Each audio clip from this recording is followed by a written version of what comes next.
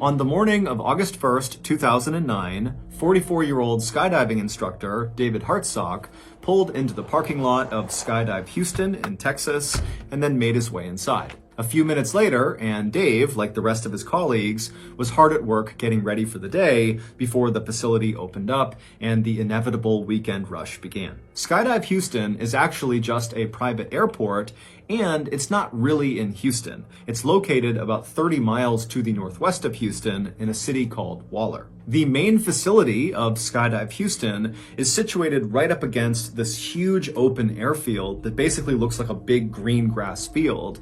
And the main facility itself is comprised of several large buildings, one of which is a huge hangar that contains the Super Twin Otter airplanes, which are the little aircraft that bring the skydivers up so they can jump out. Because Skydive Houston offers something called tandem jumping, it gets a lot of first-time jumpers. Tandem jumping is when a skydiving student attaches to the front of their instructor. Literally, they're buckled onto them, and then the two of them leap out of the plane together, with the student never detaching from the instructor. This method allows the student to just kind of go along for the ride and have no responsibility, while the instructor who's attached to them does everything. They make sure they're both stable in the air, they're the ones that pull the ripcord to deploy the chute, they're the ones that land them safely on the ground. And so obviously, tandem jumping really appeals to first-time jumpers. Dave had finished his 3-year-long training course to become a certified skydiving instructor just a few months earlier.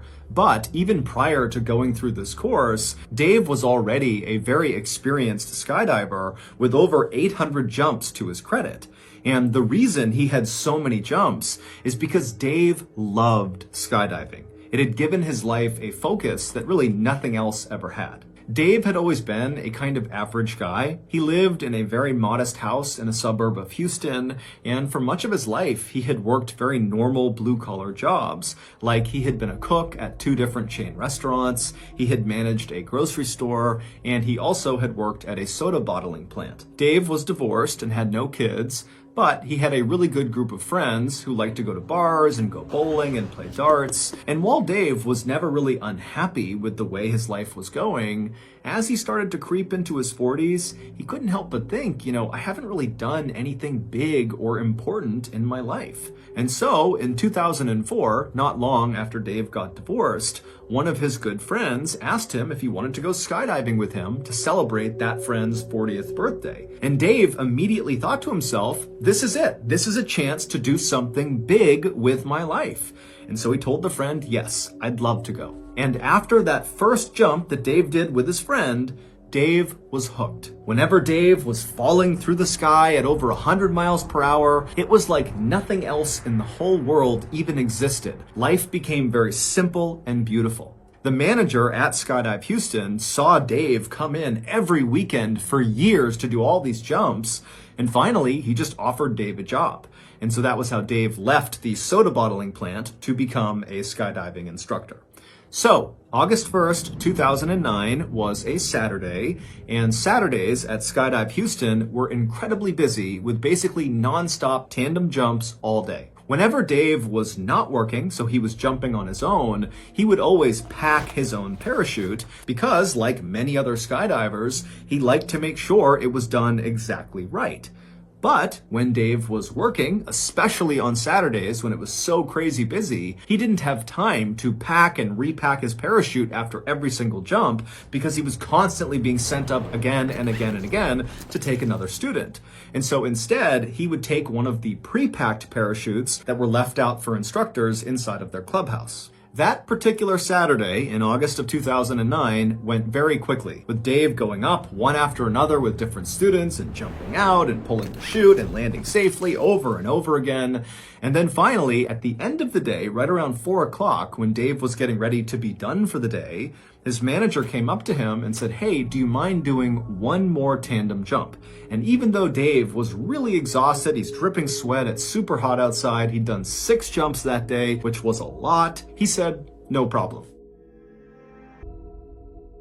And so the manager introduced Dave to a short blonde woman who was visibly nervous named Shirley Diggert, who was there to celebrate her 54th birthday by skydiving for the first time. Her husband, her son, and her 3 grandkids were also there to watch her from the ground and take pictures, and her other son, who was celebrating his 30th birthday, he too was going skydiving. As soon as Dave walked up to Shirley, he grinned and stuck out his hand, and he made the same kind of corny joke he always made with nervous first-time jumpers, and that was, "Don't worry, you're going to be just fine. You're going to be strapped to me, and I'm not about to let anything happen to myself." And so Shirley laughed, and she did seem like she was a little bit at ease. And so Dave patted her on the shoulder, and then he walked over and he grabbed one of the pre-packed parachutes off the wall. These chutes actually contained 2 parachutes inside of the backpack. There was the main chute, which typically is the only chute that gets deployed on a jump, and then there was the reserve chute, which is a little bit smaller and is not normally used unless there's some sort of emergency where the main chute fails. After every jump, because the main chute has been deployed, it gets repacked and stuffed back into the backpack. But the reserve chute, because it almost never gets deployed, just stays packed. And so Skydive Houston, like basically every other skydiving facility, has certified technicians come in periodically to test the reserve chutes inside of the bag to make sure they're still packed exactly right. After grabbing the pre-packed parachute off the wall, Dave walked back over to Shirley, who was now in the staging area putting on her flight suit. A flight suit is a single garment. It kind of looks like a big onesie for an adult. And so Dave walked over, he put the parachute down, he tugged and pulled on her flight suit to make sure it was good, and then after he was satisfied, he picked the parachute back up and he signaled to Shirley, as well as Shirley's son, who was also skydiving, to follow him. And so the trio, they left the staging area, they went outside right to the airfield where there was a Super Twin Otter idling and other jumpers were climbing on board to go for a jump. And so Dave, Shirley, and Shirley's son got in line, they boarded the plane, and a few minutes later, they were airborne. As the plane slowly climbed up to 13,500 feet, which is the jumping altitude, Shirley was sitting directly in front of Dave. They were on a bench seat on the back right of this little airplane, and Dave made a point of talking to Shirley and asking her where she was from and what she did to kind of ease her nerves. Shirley would tell Dave that this was not the kind of thing that she typically did. In fact, she told Dave that her other son, who was jumping with them, when he first decided he wanted to try skydiving a year earlier, she had desperately tried to talk him out of it, saying it was too dangerous. But recently, Shirley and her husband had decided that they needed to be more adventurous. They lived in a quiet town in rural Texas where Shirley was a mail carrier and her husband worked in a mine, and their lives were just kind of simple and very routine oriented and kind of boring. So when Shirley's son, who was skydiving with them that day, had asked Shirley to go skydiving on her 54th birthday, she saw it as an opportunity to break the mold and do something adventurous, and so she said yes. And so Dave told Shirley about how he had discovered skydiving much the same way she had, and they really bonded over that. About 20 minutes after takeoff, all the tandem jumpers on the plane were now attached to their instructors, so Shirley was now buckled onto Dave. And then when they reached 13,500 feet, the jumping altitude, one of the instructors slid open the side door. It was time to jump. And the first one who was jumping was Shirley's son. And so from all the way back in the plane, Shirley called out to her son, "Have a good jump, I'll see you on the ground," as her son kind of waddled to the edge of the door with his instructor, and the two of them jumped out and disappeared into the air below. Next up was Shirley. So Dave told Shirley very calmly to stand up, and so they did. They stood up right next to their bench, and then before they waddled towards the exit, Dave, for what felt like the millionth time, checked to make sure he really was securely fastened onto Shirley, and then Dave tapped his ripcord right behind him, kind of like muscle memory, reminding himself where to go. He tapped his knife on his shoulder. He kind of just felt his equipment, and then feeling ready, he said, "Okay, Shirley, let's go." And then the two of them kind of waddled their way towards the front of the plane where that door was slid wide open, and then they turned, so Shirley's feet were right on the edge, basically looking out into the sky right outside. And so it's really loud, it's very windy, and Dave is right in Shirley's ear saying, "Okay, I'm gonna count to 3 and we're gonna jump." And then Dave reached forward, he pulled Shirley's head back so she was looking up because he didn't want her to look down when they leapt out, because for some people that will cause them to panic when they see the ground. And so with Shirley's head back, Dave very calmly said 1, 2, 3, and then very gracefully, the two of them jumped out.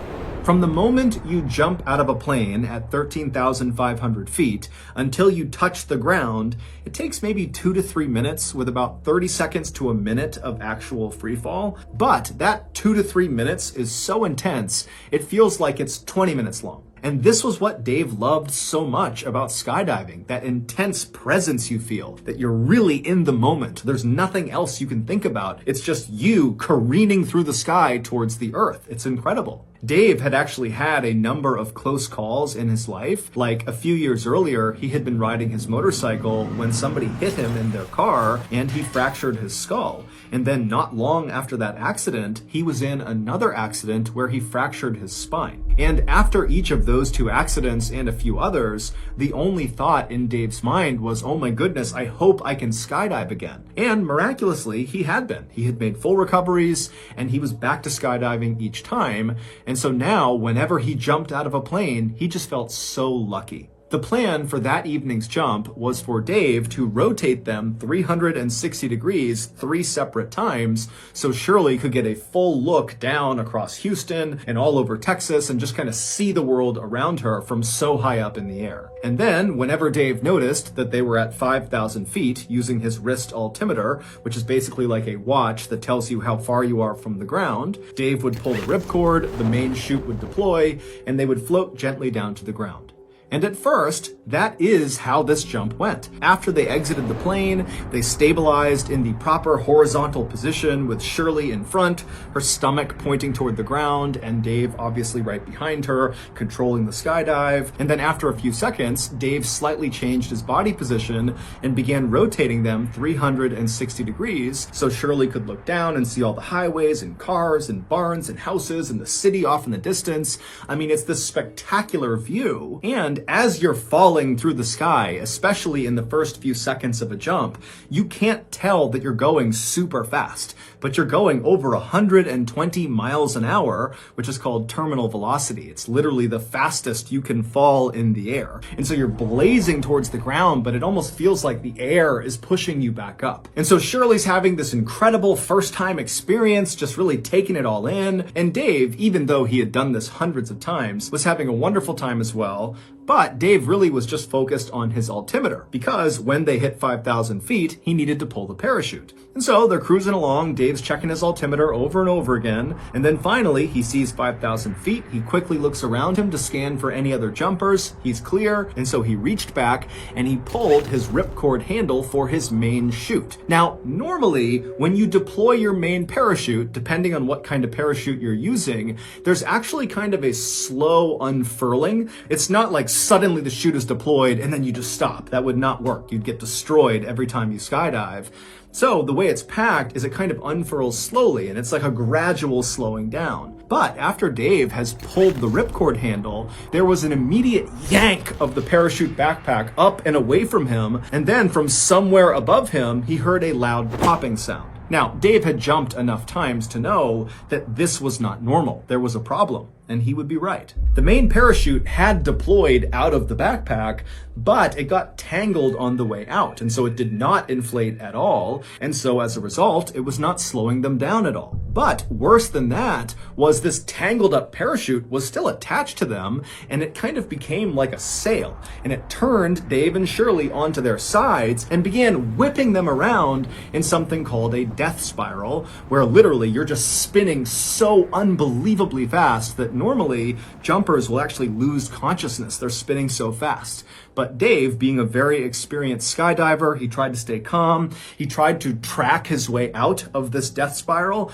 which is when you put your arms and legs straight and try to go in a straight line through the air. But it didn't work. He just kept on spinning faster and faster. And at this point, Shirley, she's practically losing consciousness. She's yelling what's going on. And Dave is just trying to stay calm. He's still trying to get out of it, but he knows there's no way. But Dave remembers he has 2 knives. And so he decides he's going to cut away this tangled main chute and then deploy his reserve chute, because you don't want to open your reserve directly into a tangled parachute. And so he reaches up, he's spinning, remember, he reaches up and he grabs the first knife. However, the lines of the tangled parachute had actually tangled on his shoulder strap where that first knife was, and so he literally couldn't get to the knife. And so now they're below 5,000 feet. They're at like 4,000, closing in on 3,000 feet. I mean, they're coming close to the ground here, and they don't have a canopy. But Dave, he stays calm. They're spinning around. He can't get that first knife, and so he reaches for the second knife, which was placed in front of Shirley. But because of how quickly they were spinning, he couldn't quite get his arm out to grab the second knife. It was just impossible to grab it. And so, without any other options,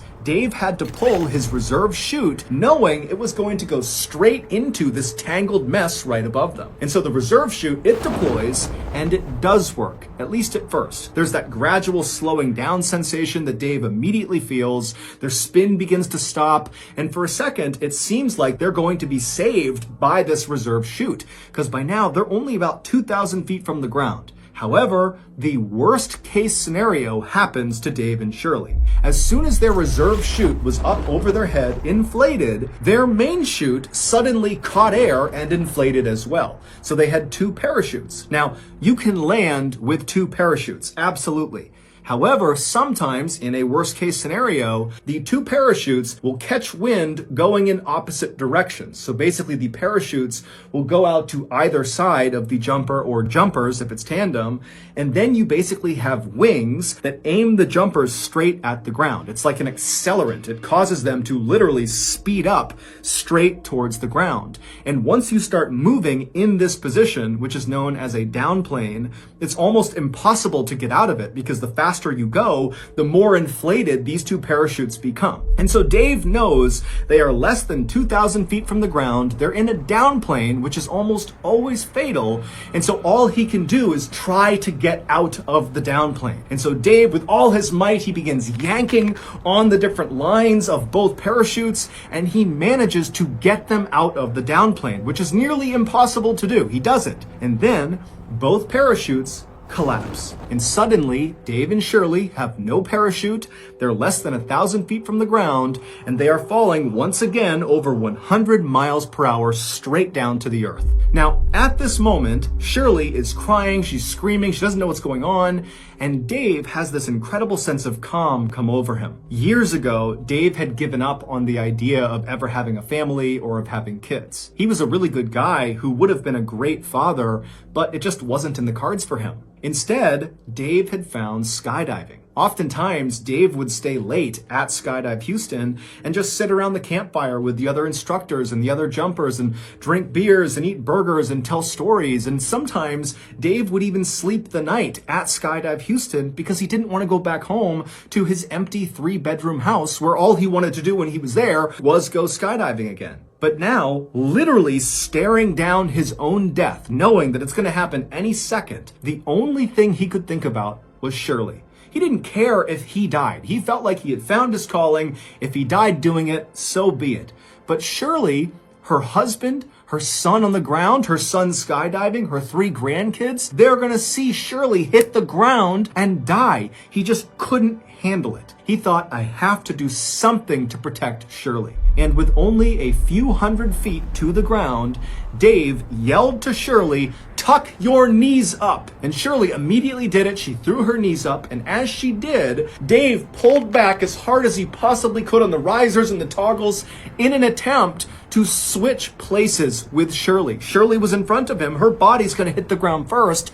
Dave flipped them around so that his back was going to hit the ground first. He was going to sacrifice himself to maybe save Shirley. When they hit the ground, people a quarter mile away heard their impact. And when they hit the ground, all of Shirley's family saw it. Everybody saw it. They went running over to the crash site. And when they got there, there was this tangle of bodies and this parachute. And as they're staring at it, they watched one of the bodies move. It was Shirley. She was alive. After paramedics arrived, they cut her off of Dave's body and they rushed her to the hospital where she had serious injuries. She had several broken vertebrae and very significant internal injuries, but none of them were life-threatening. She would survive. However, 3 days after arriving in the hospital, Shirley got devastating news. Dave had been rushed to the hospital as well right after Shirley had, but he finally had succumbed to his injuries and passed away. Dave's last-ditch maneuver had worked. He had saved Shirley's life at the cost of his own. However, not long after Shirley and her family found out about Dave's death, they got another call, and this time it was to tell them that the news about Dave's death was premature. He was not dead. However, he was paralyzed from the neck down. A few weeks later, after Shirley got out of the hospital, she immediately went to the intensive care unit where Dave was being treated to see him for the first time since their accident. And when she saw him, he was sitting in a wheelchair covered in tubes and wires, and she just stood there looking at him. And Dave, when he saw Shirley, he just started to cry. At this point, Shirley walked up to him, she gave him a hug, and she said, "I love you." Today, Dave and Shirley are still friends. Shirley has recovered completely because of Dave's heroic act. Dave, on the other hand, remains paralyzed and only has a little bit of feeling in his right arm. He now lives in Texas with his mother, who looks after him full time, and they desperately need our support. My family has already made a donation to his GoFundMe page, and I hope some of you will do the same thing. You can find his GoFundMe page in the description below, and after speaking with him, he assured me that all of the donation money is being used to take care of himself. He has a lot of care that he needs, his mom can't do it alone, and so anything we give them is just making his life a little bit easier. At about 5 p.m. on November 1st, 1996, 52-year-old Gary Triano stood on the 18th green at the La Paloma Country Club in Tucson, Arizona. Gary crouched down to line up a short putt, while 3 of his friends stood off to the side, giving him a hard time for taking so long. Gary just blocked them out. Almost everywhere else, Gary was known for being loud, impulsive, and never slowing down. But on the golf course, he always felt calm and focused. Gary stood back up and prepared to take the shot. He took a breath, brought his putter back just a little, and swung. His friends shouted like that might knock the ball off course, but Gary watched it roll across the green and drop right into the hole. Gary let out a huge yell and thrust his fist into the air in celebration. He turned to his friends and looked at them like they were crazy to think they could beat him. Gary grabbed the ball out of the hole, slipped his club into his golf bag, slung it over his shoulder, and then followed his friends into the country club bar. It was a few days before Gary's 53rd birthday, and he thought there was no better way to celebrate than with a round of golf and a drink with his friends. But what Gary didn't know was that this golf game was actually part of a bigger plan. Gary's girlfriend had arranged this game with his friends, and she'd gotten some other friends to invite him out to a different bar at 6 p.m. All so she could get Gary's house ready for a huge surprise party she was throwing him later that night. Gary and his friends took a seat at the bar and ordered some drinks. And as they did, they all bragged about the best shots they had made that day. The bartender handed Gary his drink, but before he could take a sip, he heard someone calling Mr. Triano behind him. Gary turned, and he saw a young woman in her mid-20s coming his way, and his face just lit up. It had been years since he had last seen her, but he recognized her immediately. She was one of his daughter's friends from when they were young. Gary stepped away from the bar, and the young woman hugged him like she was hugging her own father. Gary asked how she was doing, and he wanted to know all about her life. The two talked for a few minutes while Gary's friends drank at the bar. They were all very used to hearing somebody call out Gary's name no matter where they went, because it seemed like everybody in Tucson knew him. And in truth, Gary was really well known around the city. He had been a big-time real estate investor, he'd opened casinos, and he'd run businesses in a bunch of different industries.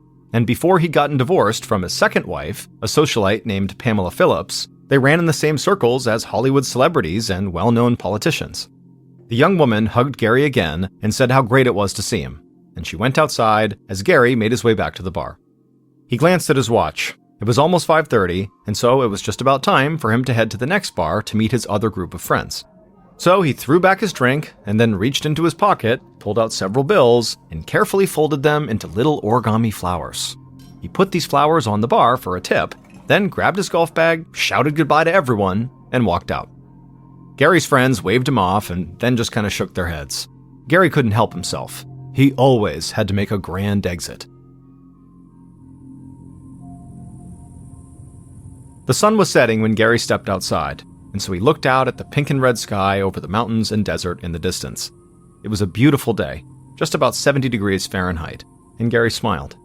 It was perfect days like this that had helped the Tucson real estate market boom, and Tucson real estate had once made him millions of dollars. But now, standing there, thinking about his money, all he could do was laugh, or he'd just get depressed. Despite the continued growth of the real estate market, the last few years had been tough on Gary financially. He had spread himself too thin, investing in too many high-risk ventures. and some of the deals he'd made had completely fallen apart and cost him a huge chunk of his fortune. In order to deal with these massive losses, Gary had recently filed for bankruptcy, and now he was slowly trying to rebuild his wealth. But Gary quickly shook all of this off. From the time he was a young man, he had really believed that no matter what happened to him, he would always land on his feet. And even though he was not making the kind of money he'd made in the past, and his life wasn't as exciting as it was when he and his socialite ex-wife were hanging out with famous people, Gary still just loved being here in Tucson. He traveled all over and gone to lavish parties in some of the biggest cities in the world. But at the end of the day, nothing could beat a perfect Arizona sunset over the mountains and the desert. Gary walked across the country club parking lot to his 1989 Lincoln Town Car. He tossed his golf bag in the back and got into the driver's seat. He was about to take off when something caught his eye. There was a small wooden box in the floorboard of the passenger seat. His girlfriend must have gotten him an early birthday present and somehow hidden it in the car without him noticing until now. Gary smiled, reached down, and grabbed the box. As Gary was getting into his car, the bar inside the country club was getting louder. More people had just come in from the golf course, and everybody was talking and laughing. But suddenly, a huge bang echoed over all that noise. The glasses behind the bar rattled, and some people hit the floor, trying to take cover. They had no idea what was happening.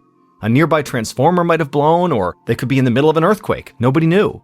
But one man at the bar, who happened to be a doctor, took off running towards the parking lot, and Gary's friends and some others followed. And when they got outside, they felt like they had just stepped into a war zone.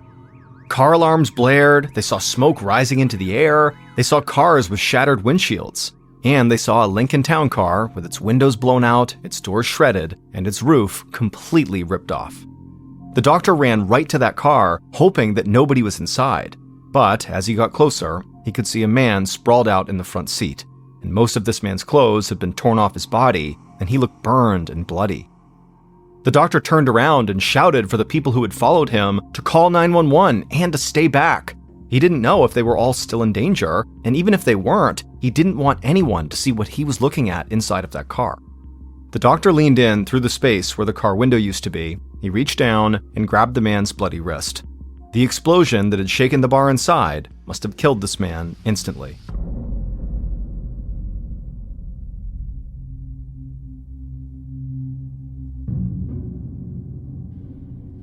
Detective James Gamber of the Pima County Sheriff's Department was clearing the dinner table and putting dishes in the sink at his house when his phone rang.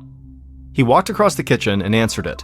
It was one of his colleagues from the Sheriff's Department, and this colleague said that there had just been an explosion at La Paloma Country Club, and Gamber needed to get down there right away. So Detective Gamber ran out to his car and sped off through his residential neighborhood. Gamber had only been a homicide detective with the Sheriff's Department for a short time. In fact, he had only worked one homicide case at this point. But as he drove to the country club, he had no idea if he was even heading to the scene of a murder. For all he knew, the explosion he was racing towards could have been caused by an accident of some kind. A few minutes later, Gamber pulled into the La Paloma parking lot, and he saw first responders everywhere. He also saw a different group of people, many of them in golf clothes, standing with two police officers near the main entrance of the club. The detective got out and walked over towards the first responders, and as he did, the scene in the parking lot almost didn't seem real to him. He stepped over shattered glass, and he thought he saw a car windshield stuck up in a tree, and when Gamber got to the car where the majority of first responders were and he looked inside of it, he knew he was not dealing with an accident. There was no doubt in his mind that a bomb had gone off in that car. Gamber stared down at the mangled body in the front seat. He glanced over at the first responders, and even they looked completely shaken. They had seen people who had been pulled from fires, but none of them had seen a man who had been killed by a bomb. The detective looked back at the body, and he saw something that just seemed odd. It looked like this man's clothes had been ripped off by the sheer force of the blast, but his watch had stayed on his wrist. So Gamber leaned further into the car to get a better look. The glass on the man's watch had cracked, and the watch had stopped at 5:38. And Gamber couldn't really explain it, but seeing the watch really hit him hard. It was like this man's last moment on Earth was frozen in time. Gamber stepped away from the car and walked over to the crowd of people standing out front. He briefly spoke to the other officers, and then he started taking statements from everyone. And almost all of them knew the dead man in the car, and they said his name was Gary Triano. Detective Gamber continued to gather information on Gary from the people at the club, and he learned a little about Gary's current girlfriend and what people called Gary's larger-than-life attitude. As Gamber wrote everything down in his notebook, he heard sirens blaring and cars and vans speeding down the street towards the parking lot. He looked out onto the street, and he quickly realized this case was about to get a lot bigger than anything he'd ever worked on. Because most of the vehicles heading this way did not belong to the Pima County Sheriff's Department or the local police. They belonged to the Federal Bureau of Investigation and the Bureau of Alcohol, Tobacco, Firearms, and Explosives. And within minutes, Gamber watched as federal agents from the FBI and ATF swarmed the parking lot and took control of the crime scene. After Gamber finished his interviews, he walked away from the club entrance, but he hung back and just watched the activity in the parking lot. This crime scene had overwhelmed him when he arrived, and now there were law enforcement officers from multiple agencies searching the lot, and forensics and explosives experts from the ATF and FBI searching Gary's car. Gamber honestly wasn't sure what he was supposed to do. Finally, amidst all of this, he spotted his boss, the Pima County Sheriff. So he weaved his way past federal agents towards Gary's car and approached the sheriff, who looked kind of overwhelmed himself. The sheriff told Gamber that several of the federal agents he'd spoken to thought there was a chance that this had been a professional mob hit. Technicians had already found fragments in and around the car that they believed were from a homemade incendiary device, and they thought this device could be the type of bomb often used by the mafia. This actually all made sense to Detective Gamber because he knew that the mafia had been prevalent in this area since back in the 1970s. But Gamber wanted to know what their department's role was in all of this. Clearly, the FBI and ATF were running things here, and if the mafia was involved, both of those agencies would probably run the entire case for a while. The sheriff said their department would coordinate with the feds, but he told Gamber that it was still the homicide unit's job to pursue this like they would any other murder case. So Gamber told his boss if the FBI and ATF were going to start looking into big-time suspects like organized crime families, then he wanted to start on a much smaller scale. And right now, that meant talking to the person who would almost always be the first suspect in a murder investigation, the victim's romantic partner.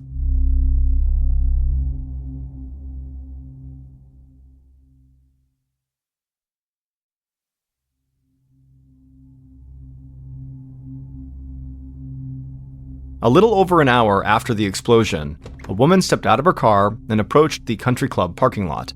She looked almost like she was sleepwalking, like she didn't see all the chaos around her. Local police officers immediately stopped the woman from walking any further into the parking lot, and she shouted that she was Gary's girlfriend. Detective Gamber saw this happening. He'd been waiting for her. A police officer had called her at Gary's house to inform her about what had happened. At first, she didn't believe the cop. She said Gary was out with his friends, and then he was going to come home for a huge surprise party she was throwing him. But eventually, she had accepted the truth, and she said she was coming to the country club right away. Gamber rushed over to her and introduced himself. He said how sorry he was, and he hated to put her in this position right now, but he needed to ask her some questions. Gary's girlfriend looked back at him, still with this glazed expression, and said she would try to help. Gamber glanced down at a few notes he'd scribbled in his notebook. He knew the doors on Gary's car had been so badly damaged by the blast that it was impossible to tell if someone had broken into the car to plant the bomb. But people had been in and out of the parking lot all day, and so far, nobody had reported witnessing a break-in. So, Gamber thought there was a good chance that whoever planted the bomb had easy access to Gary's car, so he asked Gary's girlfriend if she had keys to the Lincoln. She said she did, but she said it didn't really make a difference because Gary always left his car unlocked. This threw Gamber off. Somebody leaving their car unlocked, especially a nice car like Gary's, sounded like something that only happened back in the 1950s. But Gary's girlfriend said that he had this foolish belief that nothing bad would ever happen to him, and that people were actually good at heart. She said if it wasn't for her, he very likely would have just left his house unlocked every night. Gamber continued to talk to Gary's girlfriend for a few more minutes. He didn't want to jump to conclusions, but this woman really did seem completely shocked by Gary's death. So he told her before he let her go that he just wanted to know if she could think of anyone in Gary's life who might have wanted to harm him. Gary's girlfriend shook her head. She said Gary had a good relationship with both of his ex-wives and his 2 grown children from his first marriage, and the children from his second marriage were still pretty little, and she said everybody who knew Gary loved him. He was generous and fun. Suddenly, Gary's girlfriend trailed off, and the look on her face totally changed, like she had just thought of something. Gamber asked if something was wrong, and she nodded. There was one past relationship in Gary's life that had ended badly, and it just continued to get worse. She said Gary had an ex-girlfriend named Robin Gardner, and Gary had left her when she got pregnant.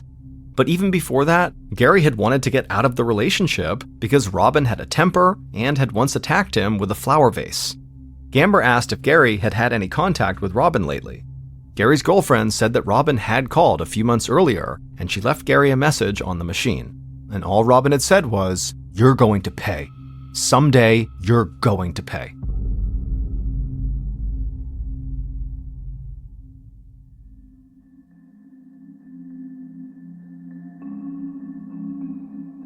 The day following the bombing, FBI and ATF agents remained focused on possible mob ties to Gary's murder, while Detective Gamber drove to meet Gary's ex-girlfriend, Robin, at her house.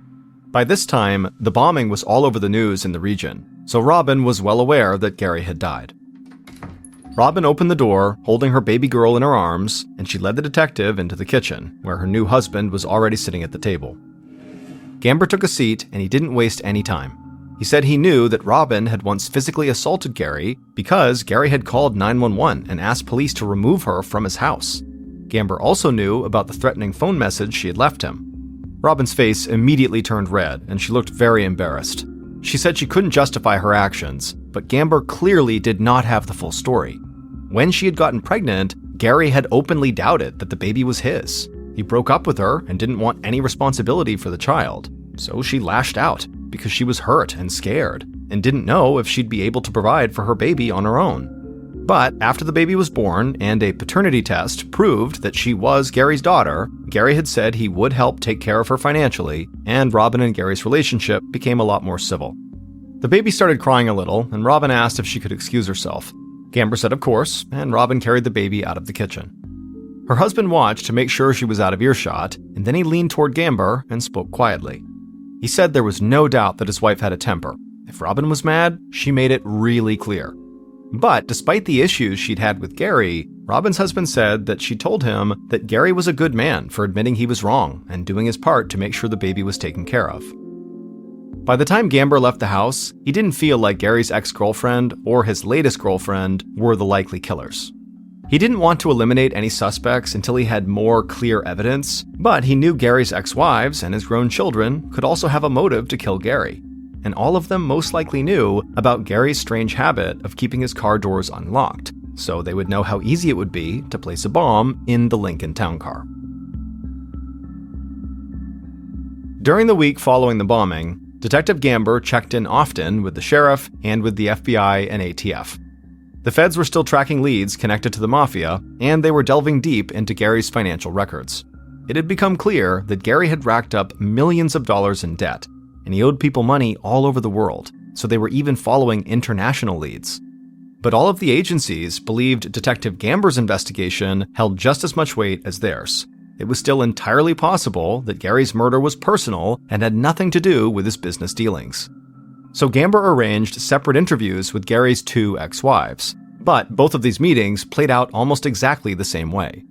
All Gary's first wife, Mary, and his second wife, the socialite Pamela, really told Gamber was that they loved Gary, thought he was a great father, and they had remained good friends with him after their divorces. They were also both heartbroken by Gary's death.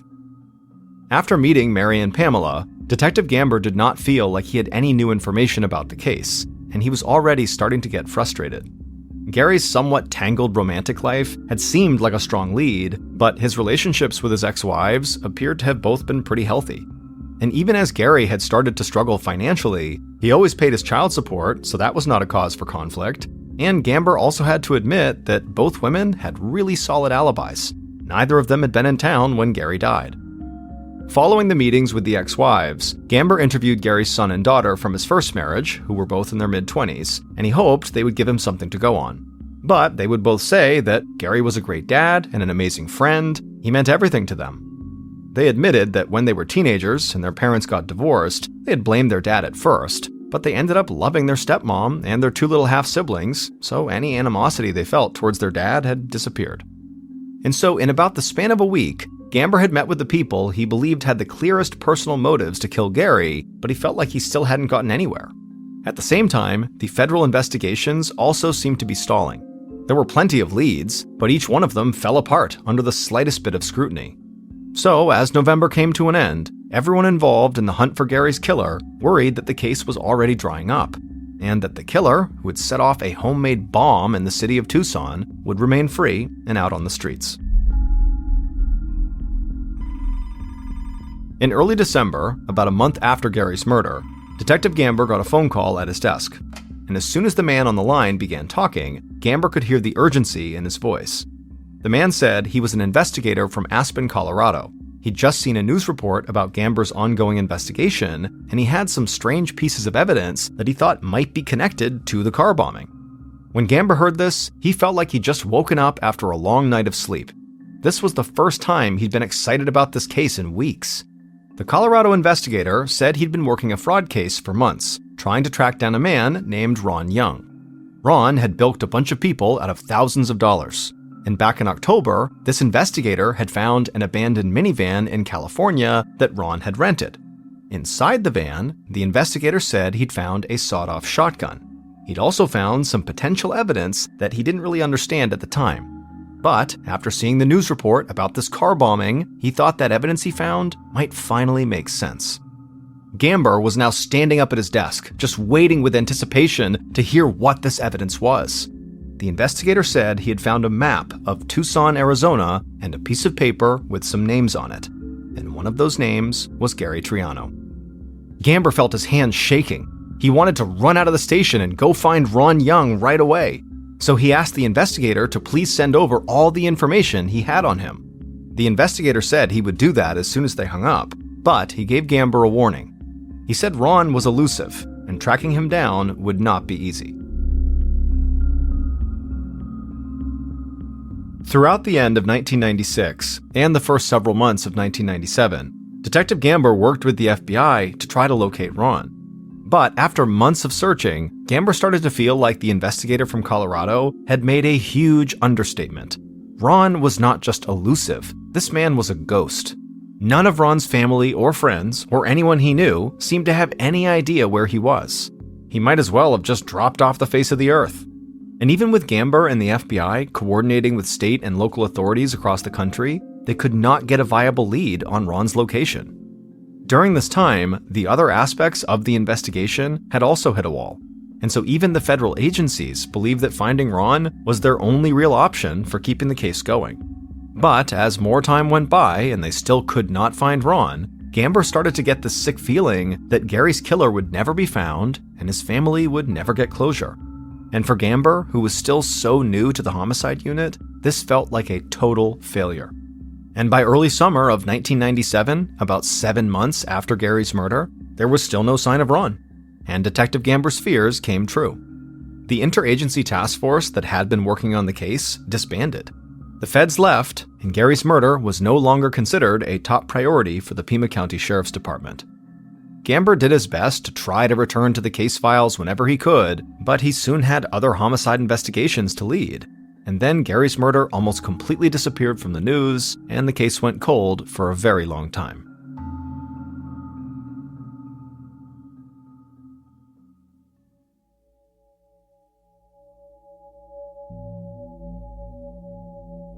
On November 19, 2005, 9 years after Gary's murder, a chiropractor in Fort Lauderdale, Florida, came home after a day of work, sat down on his couch, and turned on one of his favorite TV shows, America's Most Wanted. At the time, America's Most Wanted was a very popular show that featured stories about criminals who were still at large, in the hope that the viewers of the show might provide tips that could help lead to an arrest. The chiropractor watched the show and listened to a story about a man who was wanted in a fraud case and had possible connections to a murder. And as the chiropractor watched, he suddenly got off the couch and got closer to his TV to make sure he was really seeing what he thought he was seeing. There was an image of the criminal on the screen. Now, the chiropractor didn't recognize the criminal's name, Ron Young, but he definitely recognized the man, because he had treated this man's bad back on several different occasions. The chiropractor grabbed his cell phone from his pocket and dialed the number for the America's Most Wanted tip line. 2 days later, federal and local law enforcement arrested Ron Young in Fort Lauderdale. And days after that, Detective Gamber, who was still a homicide detective, along with other Pima County investigators, flew to Florida to question Ron in connection to the bombing that killed Gary Triano. Detective Gamber felt exhilarated to have the case reopened. He had always regretted that he had not been able to bring Gary's killer to justice, but Gamber would soon realize that he still had a long way to go. Ron repeatedly denied having anything to do with Gary's murder, no matter how much police pressured him. And so it would take several more years of coordinated efforts between law enforcement organizations across the country and multiple international agencies for investigators to gather evidence to prove that Ron knew a lot more than he was willing to say, and that there was someone else out there on the run who was directly connected to Gary's murder. 4 years later, on a cold December night in Vienna, Austria in 2009, now 13 years after Gary's murder, members of Austria's federal police force approached an upscale hotel located in one of the wealthiest parts of the city. The lead officer and his partner found the room they were looking for and knocked on the door. When the door opened, the lead officer spoke in German, but the person at the door looked confused. So the officer quickly switched to English and asked them to identify themselves. And when the lead officer heard this person's name, he told them that they were under arrest for the murder of Gary Triano. Soon after this arrest, the lead officer contacted his supervisor, who then got in touch with federal authorities in the United States to start the extradition process. That process took months, but when the suspect was back in Arizona, Detective Gamber interviewed them. And by the time that interview ended, all of Gamber's hard work had finally paid off.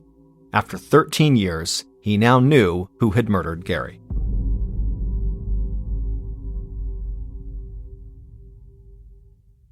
Based on evidence collected over the course of the entire investigation, the following is a reconstruction of what police believe happened to Gary on November 1st, 1996.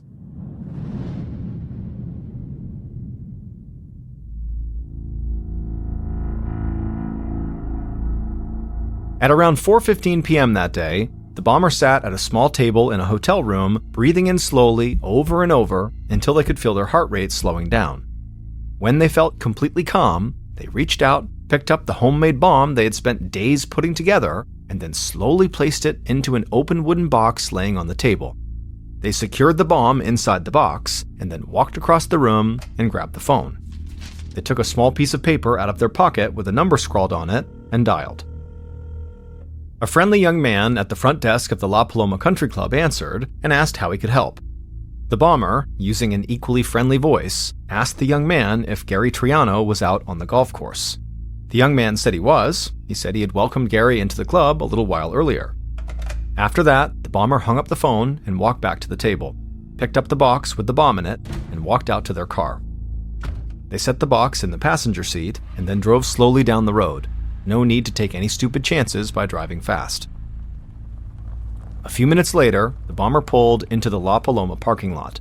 They spotted Gary's Lincoln Town Car and pulled into a spot that was as far away as they could get while still maintaining a clear view of Gary's car. The bomber scanned the lot and they didn't see anyone. So they opened their car door, went around to the other side, and carefully picked up the box with the bomb inside of it. They kept their head down as they walked to Gary's car. When they got there, they saw that the passenger side door was unlocked. They opened the door, crouched down, and placed the box on the floorboard. The bomber closed Gary's car door and quickly walked back to their car and climbed inside. And then they watched and waited. At around 5:30 p.m., they saw Gary step out of the country club. The bomber reached into their pocket and slipped out a small remote control. As they watched Gary get closer to his car, their heartbeat got faster. Gary climbed into his car, and after a second, the bomber watched as Gary leaned down towards the floorboard. And at that moment, the bomber hit a button on that remote. The bomber heard a loud bang and saw the roof of Gary's car go flying into the air. In the chaos, the bomber sped out of the parking lot and drove to a nearby payphone. They dropped a coin in, and when the person answered, the bomber said the job was done. The person on the other side of the call didn't say anything. They just hung up the phone and smiled at their 2 little children who were playing nearby. Ron Young, the man who had eluded authorities for years before getting caught by a chiropractor watching TV, built the bomb and placed it inside of Gary's car. But Ron was not the person who had set any of this in motion. Gary's second wife, the socialite Pamela Phillips, was the one behind everything. It turned out that despite what Pamela had told the police, she was not happy about her relationship with her ex-husband. Because ever since Gary had begun experiencing financial difficulties, he stopped giving Pamela the type of money he had given her in the past. Gary still paid child support and alimony, but there was nothing extra for her like there used to be. And so Pamela had decided that the only way she could get the kind of money from Gary that she wanted was by killing him. Because Gary had taken out a $2 million life insurance policy, and he had made Pamela and his 2 kids the beneficiaries. But until those kids turned 18, Pamela would receive the payout if Gary died, with the understanding that she would manage and invest the money for the kids.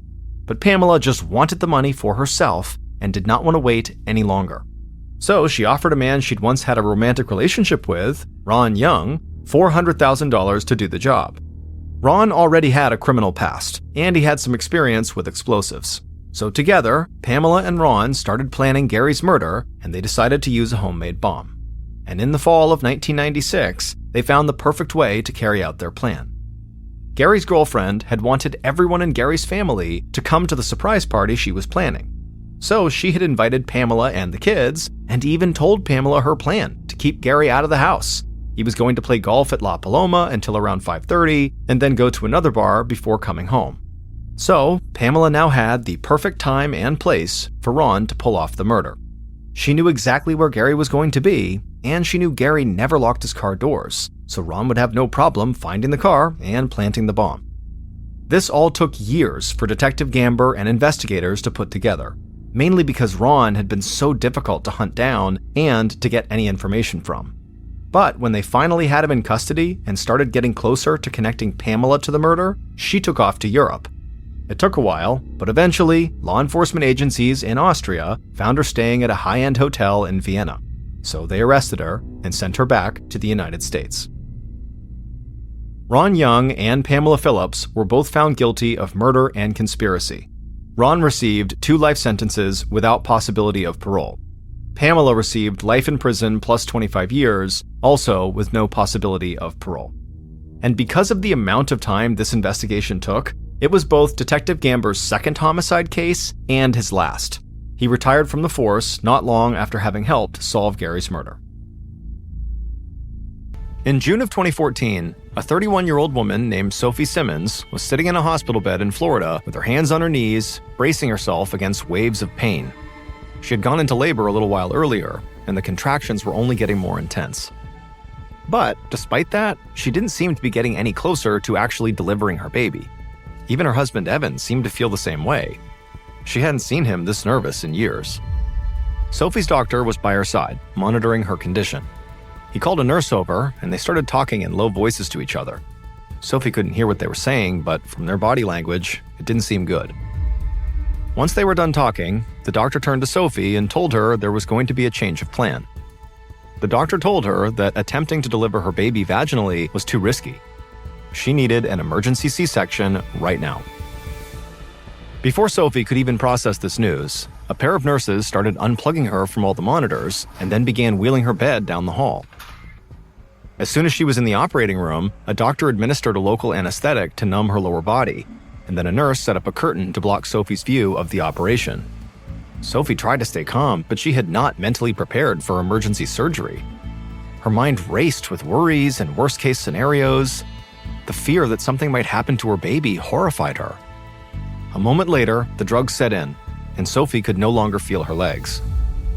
After what felt like an eternity, or maybe just a moment, she heard a small, squeaky cry. It was the voice of her baby, a little girl, and tears immediately streamed down Sophie's cheeks. While the nurses cleaned the baby up, the doctor finished the final part of the operation, which was to remove the placenta, the organ that had provided Sophie's daughter oxygen and nutrients while in the womb. now that Sophie's baby was born, it effectively needed to be delivered as well. The doctor delicately eased the placenta away from the wall of Sophie's uterus, handed it to a nurse, and then stitched up the incision. Once he was done, a nurse placed Sophie's daughter in her arms, and right away, Sophie's heart just melted. She and her husband already had a name picked out for the baby, Lola. She couldn't believe how perfect and beautiful Lola was. Evan wrapped his arm around his wife, and they gazed together at their daughter. Eventually, a nurse came by and swaddled Lola in a blanket, then carried her over to the nursery to take some measurements. While this was going on, Sophie was able to finally close her eyes and float away in a haze of exhaustion.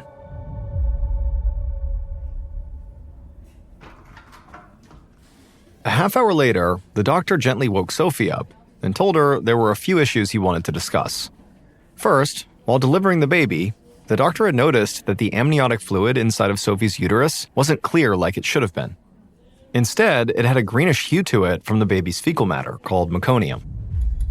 The doctor explained that that usually happens when the baby has some kind of distress before they're born, and it can be dangerous to the baby if meconium gets into their lungs. Thankfully, though, it did not appear like Lola had ingested any meconium. Lola's fetal distress likely occurred during Sophie's labor when the baby couldn't get out. Also, the baby's measurements showed that her head was bigger than Sophie's pelvis, so vaginal delivery was always going to be impossible. However, the doctor continued, Lola had been injured during the attempted vaginal birth. The baby's hip had been displaced. The doctor promised it was nothing to worry about, but in a few weeks, once Lola was big enough, she would need to wear a corrective brace for just a little while. The doctor said a nurse would stop by later to explain when and how to use it. After the doctor left, Sophie leaned back on her bed and closed her eyes. Lola's birth had been a roller coaster. Good news one minute, bad the next. Sophie just felt grateful that her daughter was safe and healthy, despite all the complications. A few hours later, Sophie woke up from a long nap inside of the maternity ward. She knew her body had just been through a very exhausting ordeal, but even so, something felt off. She was groggy, sluggish, and deeply dehydrated. Evan went out and got a bottle of water and gave it to her. He told her that she did look flushed, maybe even feverish. And then after he felt her forehead and saw that she was warm, Evan decided to go find a nurse. A few minutes later, Evan was back, accompanied by one of the nurses who had attended Sophie's birth. She took Sophie's temperature and said that it was a bit higher than normal. She told her it was likely related to something they had just found in their latest lab tests. The test showed that Sophie's placenta had contained a serious bacterial infection. They had not identified the source of it yet, but it was possible that it had been caused by the meconium in Sophie's amniotic fluid. For now, the nurse said that the doctor had prescribed antibiotics to reduce her fever. And, to be on the safe side, he had also prescribed baby Lola some antibiotics as well, to combat any lingering effects of the contamination in the amniotic fluid. Before leaving, the nurse urged Sophie not to worry. Her baby was healthy, and she was too. Even the smoothest birth is still a huge strain on the body, and so it was perfectly normal to feel out of sorts afterwards. It would pass soon, and before long, Sophie, her husband, and little Lola would be home enjoying being a new little family. But 2 days later, Sophie had gone home, but she was not happy. She was shivering and huddled on a love seat in Lola's nursery while her baby napped. Despite the nurse's promises, Sophie had not gotten better. She was still feverish, and her body felt even more sluggish. She tried to be patient and let her body recover at its own pace, but it felt like it was taking too long. She pulled a second blanket over her and tried to rest. A couple hours later, Evan came home from work and walked right into the nursery. He hugged Sophie and then stepped back with a worried expression. It was clear she was not doing well. Evan went to the bathroom and got a thermometer, and he took Sophie's temperature. It was 101. He reminded Sophie that the hospital had told them to call if Sophie's fever didn't go away soon, and so it felt like it was time to let them know. Sophie agreed, and she grabbed her phone. Her call was transferred to an obstetrician, who told her not to worry. She probably just needed a different antibiotic than the one she was taking. The doctor told her she would change Sophie's prescription right now, and then told her to call back if her symptoms still did not improve. A week later, Sophie lay curled up on the couch while Evan bottle-fed Lola in the nursery. Every day since Sophie had come home from the hospital had been a slog, but lately she had been feeling absolutely terrible. Chills, aches, cramps, it was the worst. The new antibiotics had not worked any better than the first ones. Between the sleep deprivation from taking care of a newborn and the sweaty delirium from her fever, Sophie felt like she was losing her mind. Sophie had called her obstetrics practice nearly every other day and gone in for multiple appointments.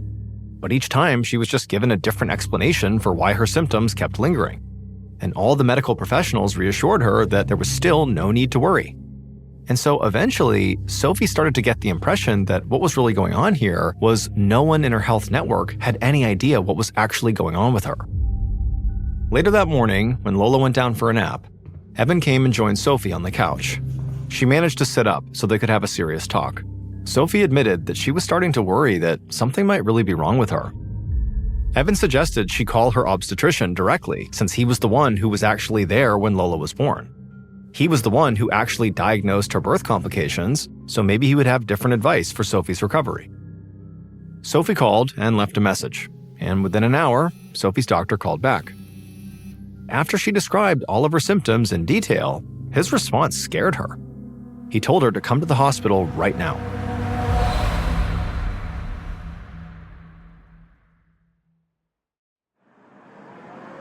Hours later, Sophie was on her back inside of the sleek white tube of a CT scanner. She listened while the machine hummed and whirred, using x-rays to map a detailed image of the inside of her body. When the machine finally wrapped up, the scanning bed Sophie was on gently slid out, and right away Sophie sat up, feeling suddenly anxious that she might have to be away from her daughter Lola for a whole night. Her friends, who were mothers, had told her how important that first month was for bonding with the baby. Sophie hoped her doctor could quickly figure out what was wrong with her so she could get back home.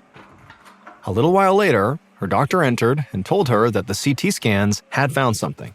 He now knew what was causing her abdominal pains. There was an abscess on the lower right side of her torso. Abscesses are small pockets of pus that can form while the immune system fights off an infection. The doctor theorized that Sophie's abscess very likely took root during her pregnancy, possibly due to the contamination of the amniotic fluid. Either way, Sophie's doctor said he was going to schedule a procedure to drain the pus from her abscess. Once that was done, Sophie's symptoms should clear up quickly. The following morning, Sophie was laying in a hospital room recovering from her procedure. Her head still felt sort of cloudy from the anesthetic, but when her doctor walked in to check on her, she did her best to pay attention. He told her the surgery had gone well. Her abscess was now fully drained of the infected fluid, which meant her symptoms should fade soon. However, the doctor did have one concern. The lab had analyzed the pus from her abscess and discovered that it contained a type of strep bacteria that can be dangerous for newborns, potentially causing blood or lung infections. The doctor seemed surprised by it. All pregnant women are supposed to be screened for strep late in their pregnancy and given antibiotics to kill it if they test positive. The doctor asked Sophie if she remembered being tested for strep. Sophie said she genuinely couldn't remember whether she'd been screened for strep or not, but she wasn't sure if maybe she was just still foggy from the anesthesia. The doctor told her that was fine. He would check the hospital's records to try to verify himself. In the meantime, he advised Sophie to go home, get as much rest as possible, and spend some quality time with her baby. Just 1 week later, Sophie was back at the hospital. Following the abscess surgery, Sophie's abdominal pains never went away. In fact, the symptoms just got worse. Now she was suffering these frightening moments where she could barely breathe. Even just walking around the house made her gasp for air, like she was hyperventilating. It made her so dizzy she thought she might faint, and she had developed this really dark fear that she might pass out while holding Lola and would harm her. One afternoon, she was feeling so weak and so feverish that she decided to take her own temperature. And the number she read was shocking, 103. For an adult, that was an extremely high fever. Sophie immediately called her doctor, who told her to get back to the hospital right away. He wanted to run another CT scan. After spending another half hour inside the white tube of the CT scanner, Sophie met with her doctor in his office. He was blunt with her. Things had gotten worse. The latest scan showed that now Sophie's entire abdomen was filled with fluid. This indicated that her body was fighting off a much more severe infection than doctors had previously believed. But at this point, Sophie wasn't even surprised. Bad news seemed like the only news she ever received ever since her daughter was born. The doctor recommended that Sophie undergo a surgical procedure called a washout to drain all the fluid from inside of her abdomen. He felt confident that this would help her body fight off the infection and finally lead to a full recovery. The only downside was that it would require reopening the C-section incision across her belly, so she would take longer to heal. Sophie felt exhausted and frustrated, but it didn't seem like there was really any other alternative here, so she agreed to yet another surgery.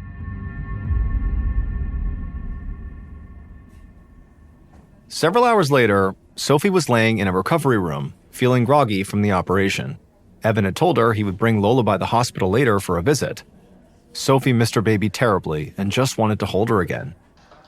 A few minutes later, the door opened and it was her doctor, and he pulled up a chair by her bed.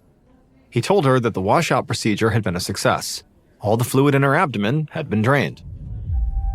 The only sort of unexpected development during the surgery was that the doctor had actually decided to remove Sophie's appendix. Appendixes can become inflamed and then infected and have to be removed.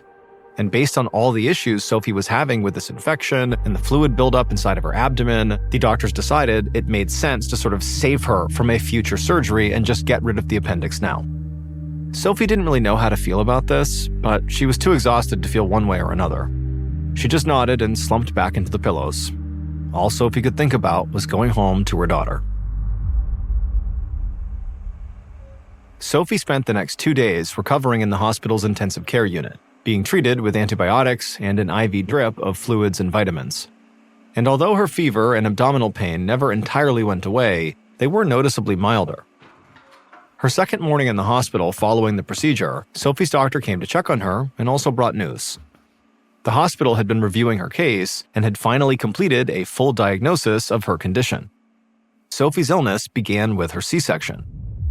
Her incision had become infected, which then spread into the lining of her abdomen, and the infection eventually caused her whole abdomen to fill with pus, which triggered a condition called sepsis. This is a potentially fatal condition caused by the immune system overreacting to an infection. In Sophie's case, the sepsis advanced to the point that it spread throughout most of her body, which is why her symptoms had become so severe. The good news was that the hospital had caught it in time. It could have been a whole lot worse, as sepsis is actually one of the leading causes of maternal death. But now, at last, the doctor told her that her health complications should be over. He had already submitted the paperwork for Sophie to be discharged from the hospital the following day, and he promised her that this time she'd be going home for good. That night, as Sophie lay in her hospital bed looking out the window at the stars, she felt a wave of gratitude. The past few weeks had been awful, some of the scariest moments of her whole life. She couldn't wait to simply put it in the past and focus on the future. Over the next 8 years, Sophie's life changed radically, for better and also for worse. She and Evan, unfortunately, got divorced. But Sophie also moved to Washington, D.C. for a job that she loved. And Lola grew up into the smart, confident young girl who loved animals. So one afternoon in the fall of 2022, Sophie and Lola stepped off a metro train at the National Mall with plans to spend the day at the National Zoo. Lola was buzzing with excitement. Overall, their life together in D.C. had been great. However, Sophie's main struggle remained her health. She had never fully recovered since her post-pregnancy issues years ago. She still suffered from mysterious abdominal pains and low-level fevers that sometimes lasted for weeks. The symptoms shifted occasionally, but Sophie always felt a bit off.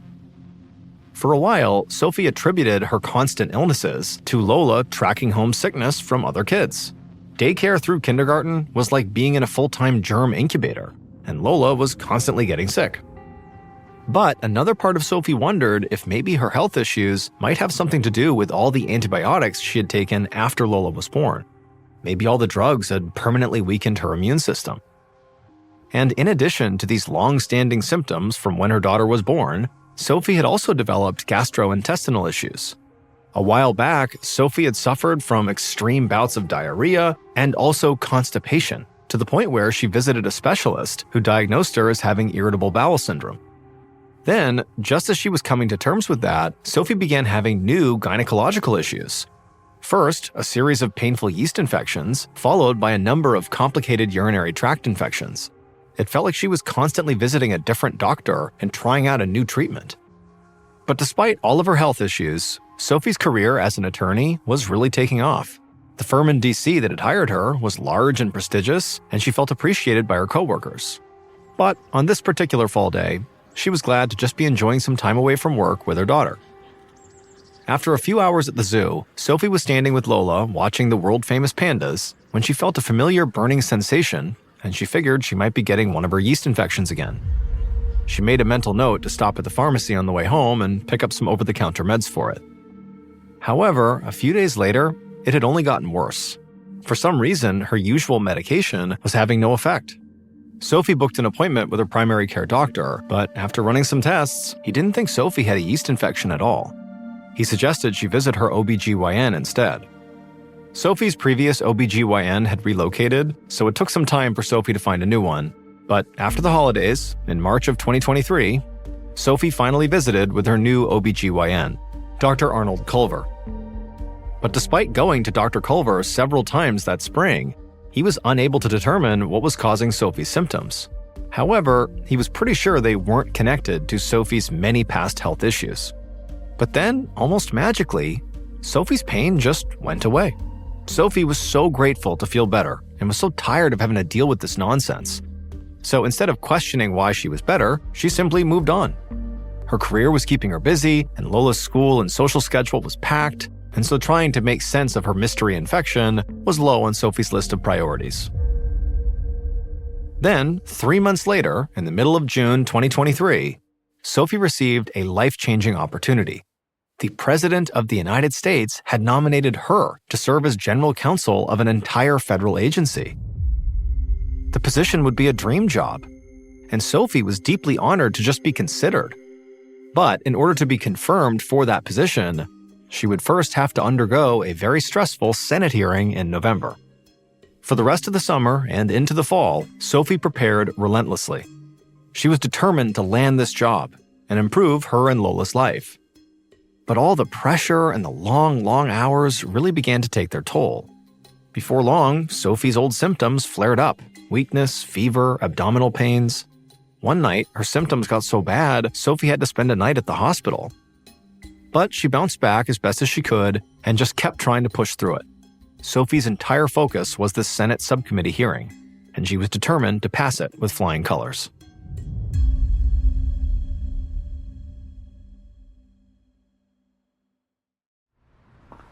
Months later, on a crisp November afternoon, Sophie practically skipped down the steps of the United States Capitol building. She had just left a Senate hearing room after a multi-hour interview, and all her preparation had paid off. Sophie had felt confident and articulate while defending her nomination, and so now there was nothing for her to do but wait and let the Senate decide. Back at home later that afternoon, Sophie was helping Lola with her homework when she noticed a dull throb in her stomach. At first, the pain was fairly mild, but by dinner, it had grown deep and forceful. After putting Lola to bed, Sophie asked her neighbor to keep an eye on her daughter, and then she drove herself to an urgent care center.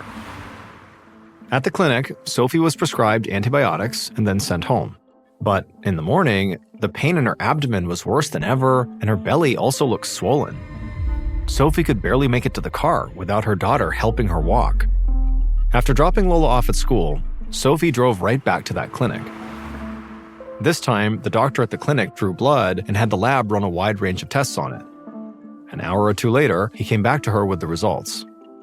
He told Sophie that her white blood cell count was high, which indicated her immune system was fighting off an infection of some kind. But he added that a second issue was potentially more serious.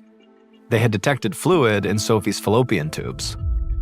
The doctor recommended that Sophie head for the hospital to address these issues because the urgent care clinic was not equipped for the treatments she would most likely need. But by midday, when the clinic was finalizing Sophie's transfer to a nearby hospital, her symptoms abruptly disappeared. Despite that, Sophie's doctor still recommended that she stay for a day or two at the hospital just to be safe. Sophie agreed and arranged to have Lola spend a couple of nights with a classmate. 48 hours later, Sophie woke up feeling better than she had in a long time. Her abdominal pains were gone, and her stomach had shrunk back to its normal size. Sophie was thrilled. But before she left the hospital, the doctor gave her a warning. Whatever had caused her pain and swelling was clearly still inside of her. Nothing had been treated, and so until the root cause of her symptoms was identified and fixed, the doctor thought they would return sooner or later. Sophie knew the doctor was right. She had been coping with her mystery pains for nearly a decade, and so far, no surgery or medication had cured them. She needed to face this head-on, or it would remain a part of her life forever. The following week, Sophie made an appointment with her OBGYN, Dr. Culver. Sitting in his office, they reviewed her medical history. Sophie told him that she didn't want to wait for another flare-up. She wanted to solve her health issues now, once and for all. Antibiotics had been helpful off and on, but she had experienced so many different infections over the years that there was no reason to think it wouldn't just keep happening. Dr. Culver agreed with her.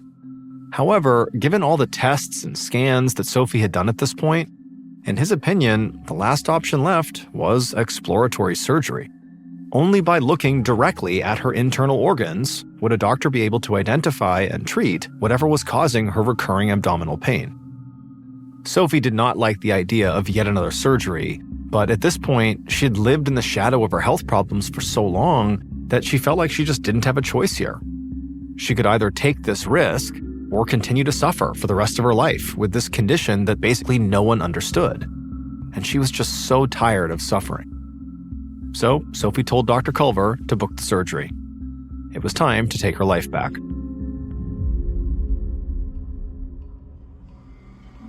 A few weeks later, on the morning of December 29, 2023, Dr. Culver stood above Sophie in the operating room.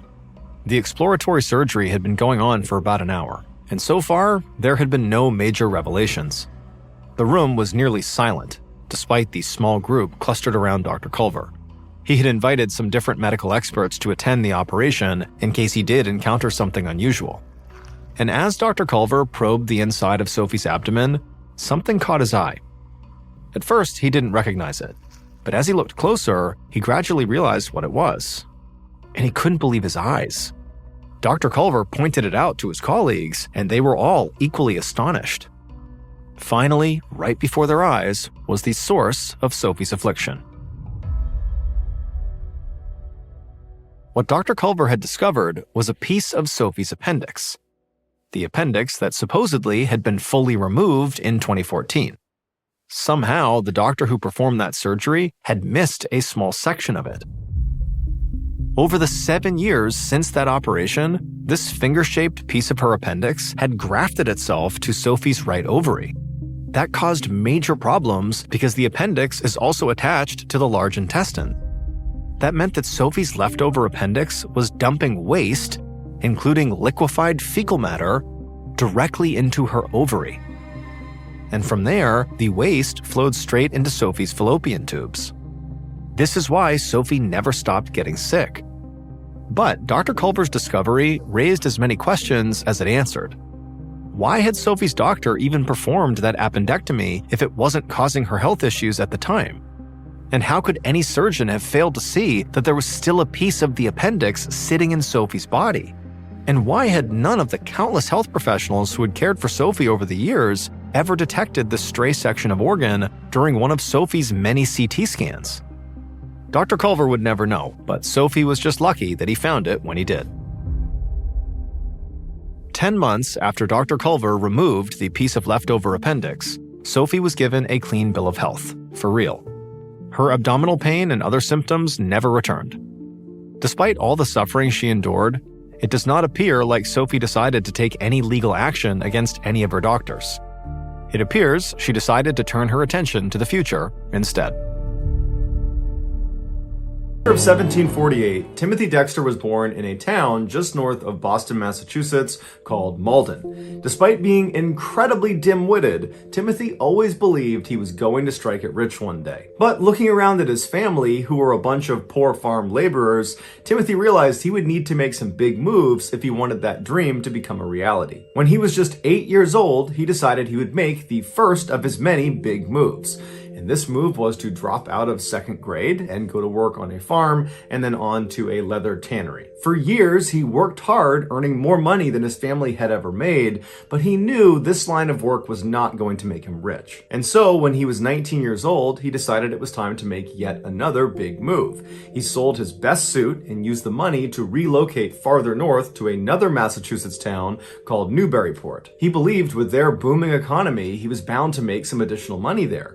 And he was right, but his payday would not come from a higher paying job. When he arrived there, he met a lonely, wealthy widow named Elizabeth Frothingham, and he promptly married her, becoming rich overnight. After moving into her mansion and dubbing himself Lord Timothy Dexter, he suddenly felt lost. He had spent his entire life pursuing wealth, and now that he suddenly had it, he didn't know what to do with it. And so he looked around Newburyport at the other rich people and saw what they were doing, and he found that many of them held political positions. And so Timothy decided he would run for office too. But unfortunately, the voters caught on to the fact that he was a second grade dropout who couldn't read or write or think critically, so he didn't win the election. But instead of accepting his defeat, Timothy began petitioning the town to let him have his political office anyways. And the town said, no, that's not how democracy works. But Timothy didn't really understand, and he just continued to send these carefully outlined petitions explaining exactly why they needed to appoint him. The town had to bring in experts that were able to decipher what he wrote,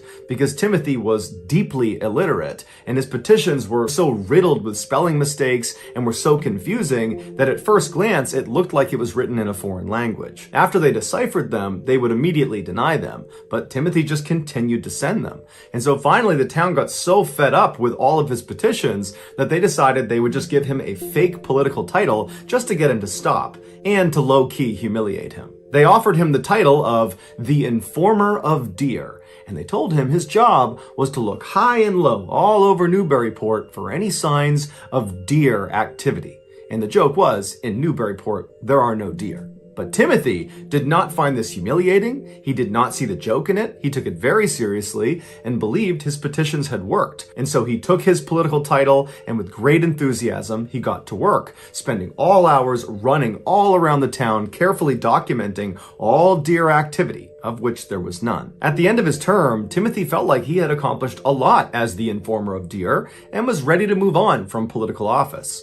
And so he turned in his official Informer of Deer logbook to the town and told them they should pass it along to the next Informer of Deer to get them up to speed. Unfortunately, when the town opened that logbook, they found it contained only crude pictures of deer and then illiterate ramblings about deer that were so difficult to decipher that even the experts weren't able to do it. And so the logbook was thrown away, and the Informer of Deer position was never filled again. Shortly after the American Revolutionary War broke out between the colonies in America and Great Britain, America began printing their own money to pay for their troops. But this money, called the Continental Dollar, it wasn't backed by silver or gold. It was just backed on the promise of future value if America won the war. That, combined with overprinting this money, led to rampant inflation, and very quickly the Continental Dollar was worthless. Some of the wealthy folk in Newburyport decided they would do the troops a favor, who were now destitute because they held all of this worthless currency.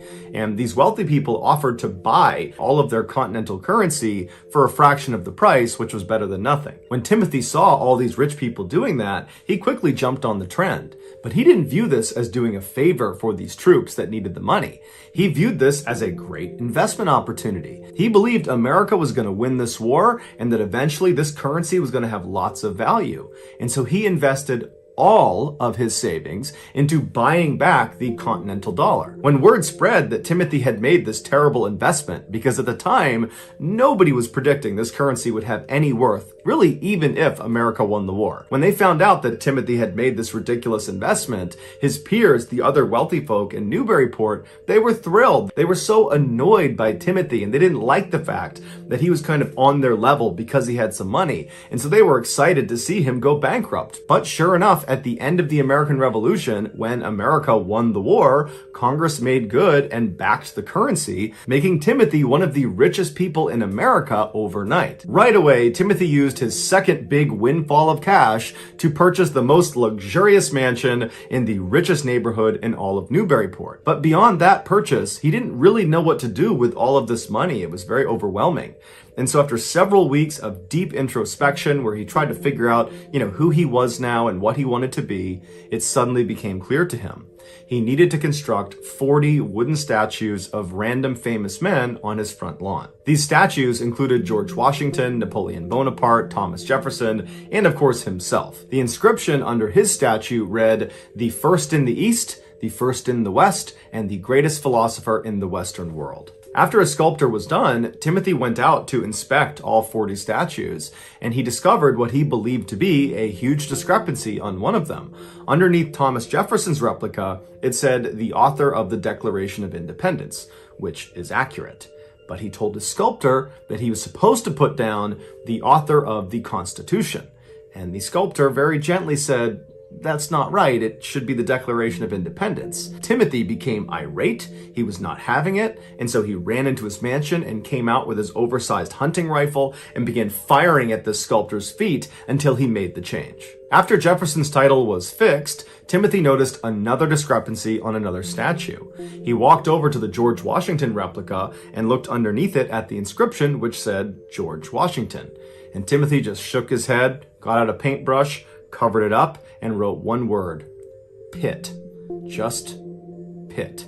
Because periodically Timothy would confuse George Washington's name with Pitt, and nobody could convince him otherwise. By now, the other wealthy folk in Newburyport had really grown to resent Timothy, and now he was just showing off his wealth with his totally ridiculous mansion and all of his statues, and so some of these aristocrats wanted to find a way to just ruin Timothy. And so knowing he was not a very bright man, they decided they would start giving him deliberately terrible investment tips. The first being that he should buy a whole bunch of warming pans and send them to the Caribbean.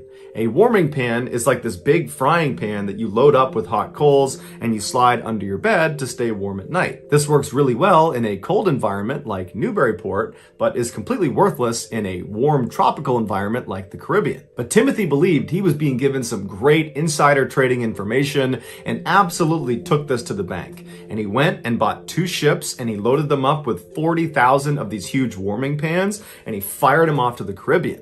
And when they got there, the locals didn't know what they were or what they were for, but they found these warming pans served as great ladles for molasses, and they all sold out for a huge profit.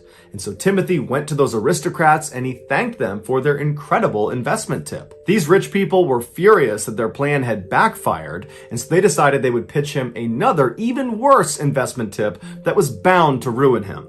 They told him, "Why don't you buy up a whole bunch of coal and send it to Newcastle, England?" Newcastle being the coal capital of the world, where there was so much coal there was actually an expression at the time, "That's like sending coal to Newcastle," which meant you're doing something completely pointless. But these fine rich folks had never done Timothy wrong, and so he took their advice and once again took it to the bank. He loaded up his ships with coal and he sent them off to Newcastle. And this would have ruined him had it not been for the coal workers' strike that occurred right before his shipment arrived.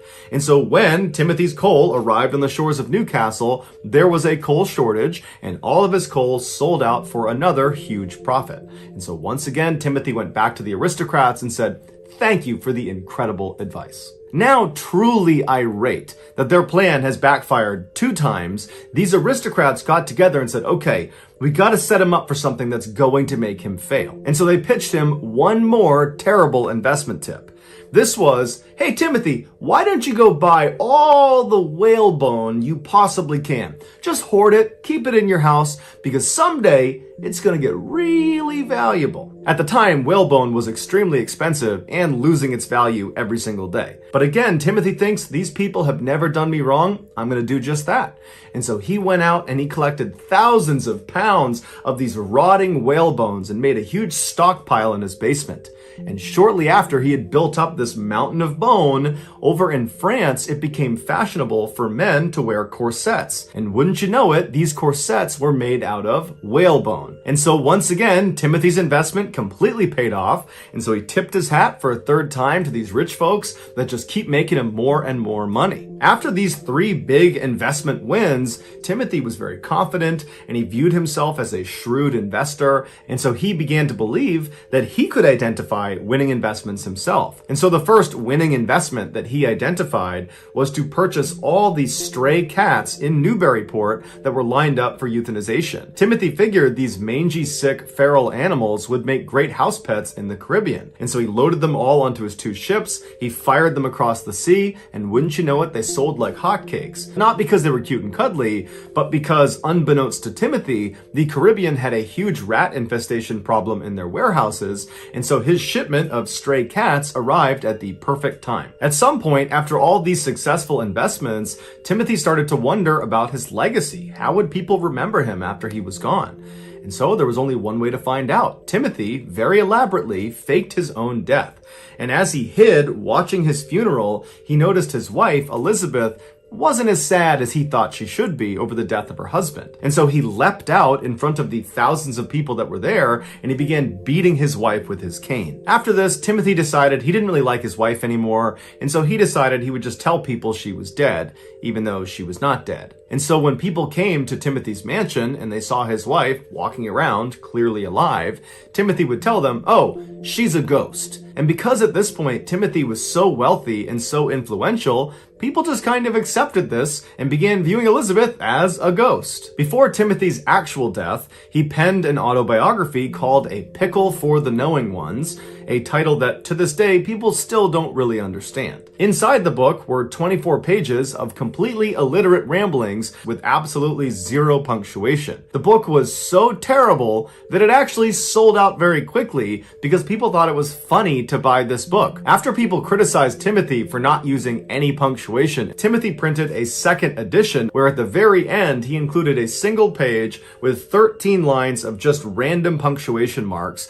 with a note at the bottom that said, "Go ahead and sprinkle these in as you see fit." In 1806, just a few years after publishing his book, Lord Timothy Dexter, the informer of deer, quietly passed away, this time for real. So that at around 1 a.m. on March 1st, 1954, a 20-year-old fisherman named Oishi Matashishi finally headed down to his bed on the lower deck of the fishing boat that he worked on, which was called the Lucky Dragon No. 5. Oishi was totally exhausted. He and the other 22 crew members had been working practically around the clock, 18-hour days for the last 6 weeks, trying to catch tuna, but so far, this trip had really been a disaster. They had gotten stranded on sandbars, there had been these terrible storms that had nearly capsized the boat, and then also they had lost a lot of their fishing lines when they got snagged on coral reefs. And so, as a result, their tuna hauls so far had been devastatingly low. And Oishi and the rest of the crew were very aware of this. In fact, Oishi was very worried that he would not bring home enough money to support his family. Back when Oishi was 14 years old, his father, who had been the breadwinner for their family, had been crushed to death when he was repairing a ship. And so now Oishi had stepped into that patriarch role, taking care of his mother and his 5 other siblings. And so Oishi really needed a solid paycheck from this trip, and it wasn't looking like that was going to happen. And so Oishi staggered his way into his small room and he collapsed onto his bed, and as he lay there trying to sleep, he felt the ship gently rocking side to side. The ship, the Lucky Dragon No. 5, was anchored relatively close to the Marshall Islands, which is a strip of islands right about halfway between Hawaii and Australia. But what's unique about the Marshall Islands is they sit over these huge ancient underwater volcanoes. Now, these volcanoes are dormant, but the captain of the Lucky Dragon No. 5 was weary enough about getting too close to these dormant volcanoes, in fear they might erupt, that he intentionally kept them about 80 miles or so away from the Marshall Islands. And so eventually, Oishi did drift off to sleep in his bunk, but 5 hours later, Oishi suddenly sat up wide awake because the little room he was in was now completely flooded with this very bright yellowy light. And so Oishi, he's kind of confused. He felt like it was too early for sunrise, and he checked his watch and he saw it was only 6:45 a.m. And so yes, it was too early for sunrise. So whatever this was, it was not the sun. And then when he went to the little porthole window where all this light was coming in, he had to squint his eyes, but he looked outside and he couldn't tell where this light was really coming from or what it was. But he could clearly see it was coming from the west, and the sun rises in the east. So really, whatever this light was, it was not the sun. At the same time, the rest of Oishi's crewmates who were in this room with him, they were also starting to wake up and kind of looking around like, what's going on here? And then without even saying anything, all of them just rushed out of the room and ran upstairs to the top deck to look around and see what was going on. And when they got up there, Oishi looked out towards the west where these lights were up in the sky, and he couldn't really see a clear point of origin. It wasn't like there was an obvious thing creating these lights. It was more like the western sky was just unbelievably bright and yellow and orange, and it seemed like the light was kind of hovering over where the Marshall Islands would be. And so everyone's thinking, is it possible this is a volcano eruption? Is there something else going on here? And then as the crew is just watching in stunned silence at all these crazy lights in the sky, the lights kind of began to fade and they turned blue and purple, and then they just went away, and the entire crew was pitched back into darkness. And as everyone's just standing around having no idea what to make of these lights, the oldest crew member on board, who was 40 years old, he said the one thing that everybody kind of in the back of their mind was thinking about but didn't want to say. The oldest crew member just said, atomic bomb. Just 9 years earlier, the United States had dropped 2 atomic bombs on Japan to end World War II. Now, Oishi, who was Japanese, he was 11 years old at the time this happened, and it had a profound impact on his life and his family's lives, his friends. Anybody who was alive when this happened, it changed everything.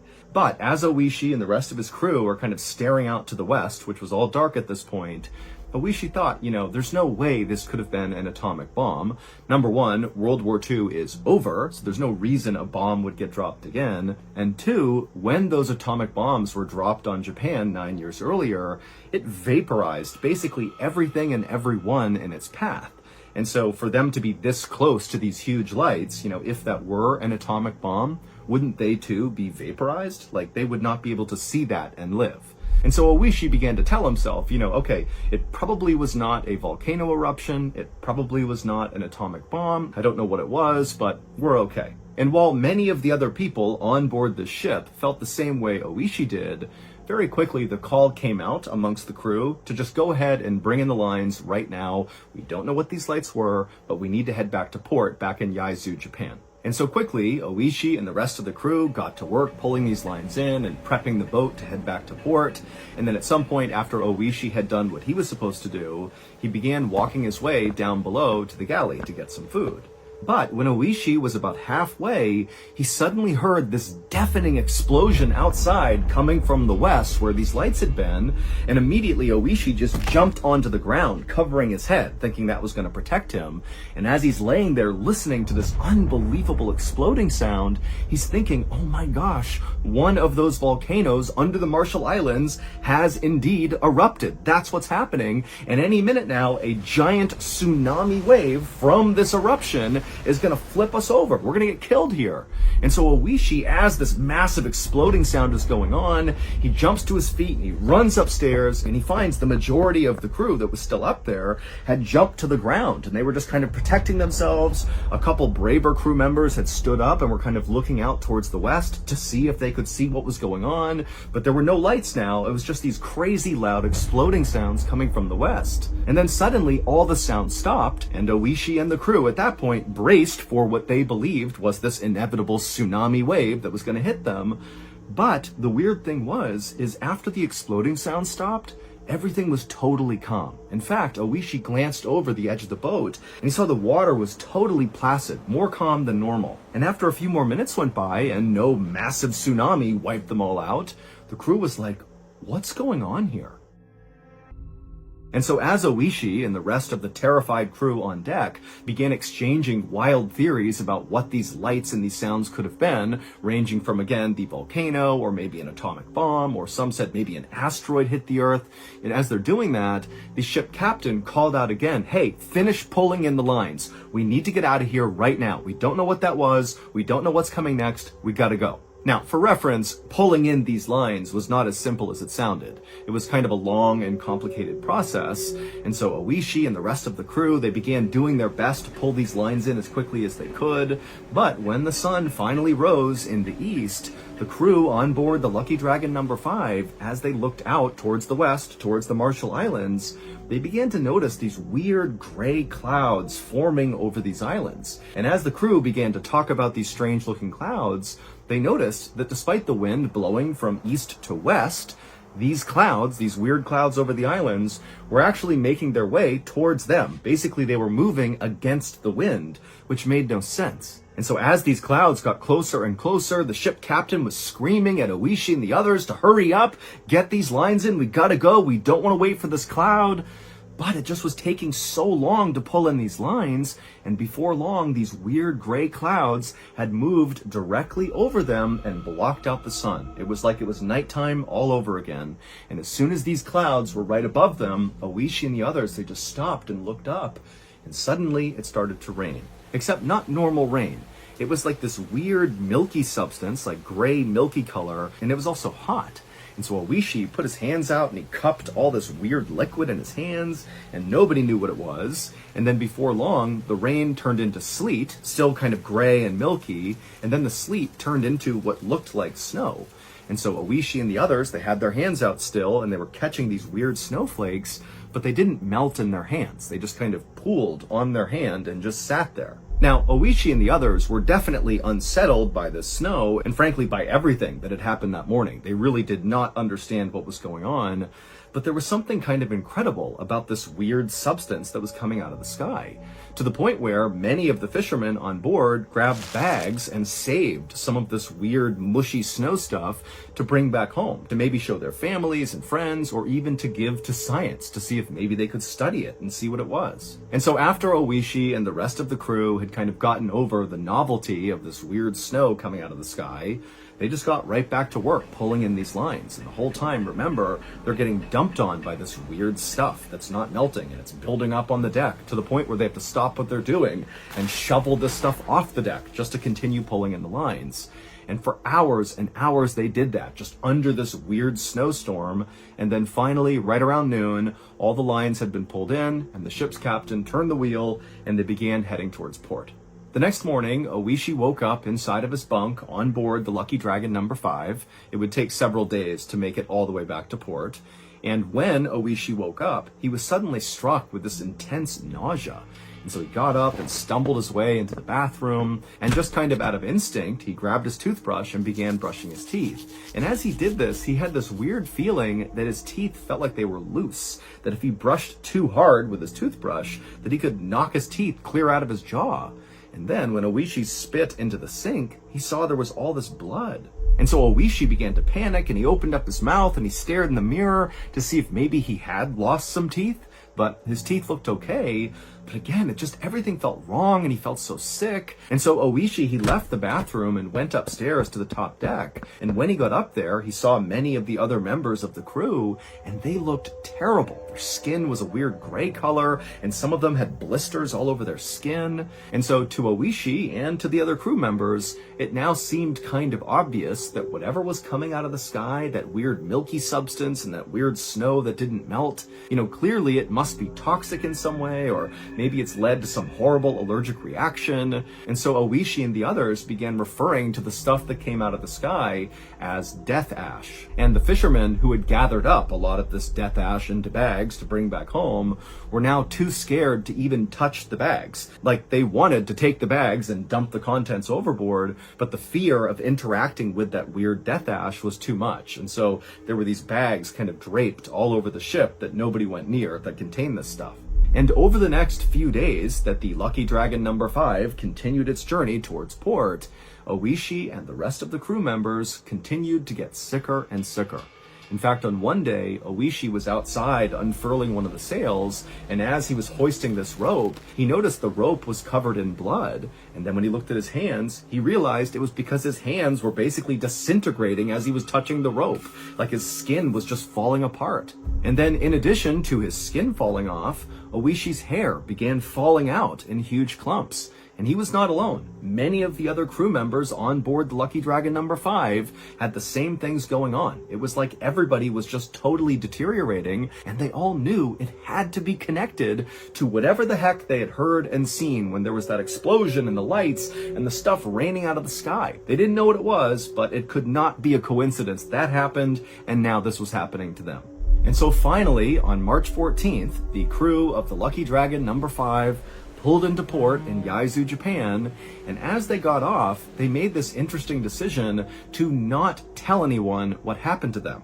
They all had this fear that, if it got out, that people knew what happened to them, that somehow they'd get in trouble. And so they all decided they would treat whatever was happening to them, but they would do it kind of secretly. And so Oishi, as soon as he left the boat, he went straight to the doctor's office, and as best as he could, he tried to kind of discreetly tell the doctor what had happened during this fishing trip. And then he showed the doctor all these lesions on his skin and the bald spots and the fact that he was so sick and that his teeth felt loose. And the doctor's like, I got no idea what's wrong with you. And so all he did was prescribe Oishi some zinc ointment to put on all of these blisters and lesions on his skin. And he told Oishi that, this should work, it should clear everything up, and you should be okay, but, come back if this ointment doesn't work. A few hours later, a woman was inside of her home in the port city of Yaizu, right near where the Lucky Dragon number 5 had docked, when she heard a knock on her front door. And so she put her broom up against the wall, she walked to the front door, she opened it up, and standing right outside was this horrible looking man who had gray skin and lesions all over him and all these bald spots, and he was smiling and his teeth were all red, like there was blood all over his teeth. And for a second she thought about slamming the door, but then she looked more closely and she realized it was her neighbor, Oishi. As soon as she realized this, she said, Oishi, what happened to you? And he just kind of shrugged his shoulders like he didn't have a way to explain all of this. And then he held out a small gray package and he just said, here's some extra fish that we caught on the last fishing trip I was on. I just wanted to give it to you. And the woman, who was still totally caught off guard by how terrible Oishi looked, she just turned and pointed at her kitchen table, telling Oishi to put the fish on the table. And so Oishi came inside and limped his way into the kitchen and put the package down. And then when he turned to leave, the woman stopped him and she said, Oishi, tell me what's going on here. You look horrible. You have all these bloody bandages on you. Was there a fire on the boat? Was there some sort of accident? Tell me. And so Oishi, he looked down for a second and then he looked back at her and said, I'm sorry, I can't tell you. Because again, remember, Oishi and the rest of the crew had decided they were not going to share details of what happened. And so this woman, who really liked Oishi and wanted to make sure he was okay, she just said, okay, you don't got to tell me about it, but here, have a seat, we'll catch up about other things. And so Oishi, he nodded and took a seat inside the living room. And as he sat there, the woman went into the kitchen and she got a cup of water. She brought it back and she handed it to him. And Oishi, he took the cup with a trembling hand and he sat there drinking his water, just looking so terrible. And the woman, she really didn't know what to say. She did not understand at all what was happening, but she could tell, Oishi does not want to talk about it. And so to kind of break up the silence, she just began talking about stuff she had heard on the news. And the big news story that everybody was talking about was the science experiment that was done out near the Marshall Islands. And when this woman talked about a science experiment and the Marshall Islands, Oishi dropped his glass and it shattered on the ground, and he just stared at this woman with a look of absolute terror on his face. And at this point, Oishi decided he was not going to keep his story secret anymore, and so he told his neighbor what had happened out on the water, the explosions, the lights, the rain, the snow, all of it. And after he did, the woman became terrified and said, "Get out of my house, go, go, go." And so Oishi, he got up and he kind of ran out of the house, not really sure what was going on.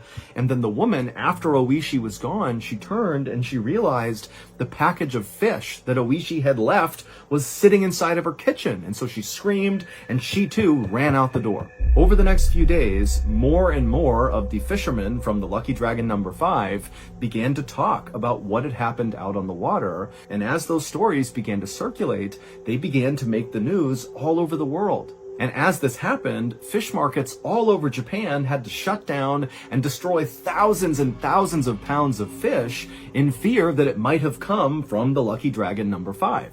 And the reason why everybody was so scared of coming in contact with anything that had been on board the Lucky Dragon, whether it was the fish or the people, is because on March 1st, 1954, when Oishi was suddenly woken up by the bright light outside coming from the west, and then there was that loud explosion, and then the cloud and the rain and the snow, all of that was not a volcano, it was not an atomic bomb, it was not a meteorite, it was not a fire, it was that science experiment that was talked about on the news. The US military was testing a brand new weapon that is quite possibly the most lethal weapon ever made.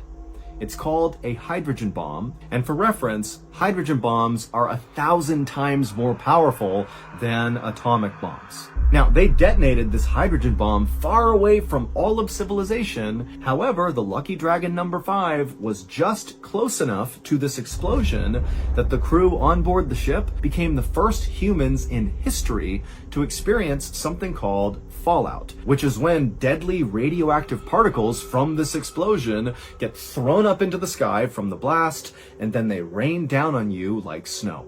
That weird material they were feeling that they called death ash, that's the fallout. It's all radioactive. And in fact, the actual material itself that was raining down on them was coral reefs. They had basically been liquefied from this hydrogen blast. They got shot up into the sky, and then that's what fell down on them. That's why it wasn't melting. It was coral reefs. And so the reason Oishi and the rest of the crew got so sick and their skin began falling off and their hair began falling off was because of their contact with this fallout, this death ash. And so once they began sharing their story of what happened out there and it began making the news, the crew of the Lucky Dragon was rounded up and sent to a special medical facility where they were quarantined, and unbelievably, only one of them died. He was the oldest crew member who had brought up that maybe the lights they had just seen was an atomic bomb.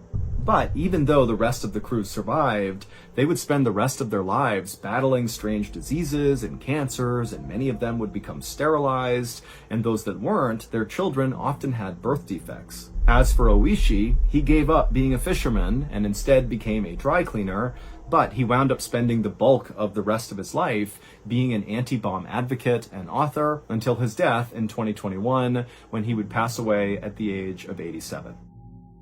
The quiet ways you made life stay. Morning coffee, same old chair. You were always just there. I used to think you'd never change, like time would skip your face. Photos started telling me what I refused to see. Now I notice every line, every pause in your voice sometimes, and it hits me slow and deep. You were never just for me.